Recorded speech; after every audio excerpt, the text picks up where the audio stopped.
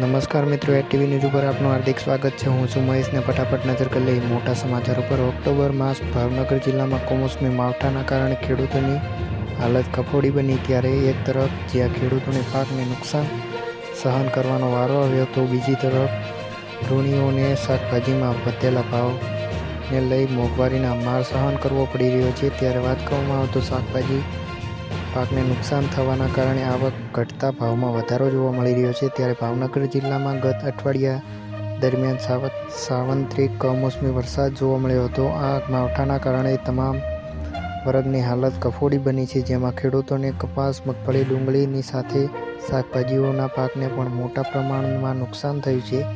સાથે શાકભાજીની આવકમાં પણ ઘટાડો થયો છે। ત્યારે કમોસમી માવઠાએ શાકભાજી પાકોને નુકસાન થતાં શાકભાજીના ભાવોમાં ખરખમ વધારો જોવા મળી રહ્યો છે। ત્યારે તેને લઈ ગૃહથી ચલાવતી મહિલાઓ મોંઘાદાટ શાકભાજી ખરીદવા મજબૂર બન્યા છે। ત્યારે ગૃહિણીઓ 8 થી 15 દિવસે શાકભાજી લેતી હતી તે ગૃહિણીઓ અત્યારે એકાંતર શાકભાજીની ખરીદી કરી રહી છે। જ્યાં મિત્રો મોટા સમાચાર સામે રહ્યા છે।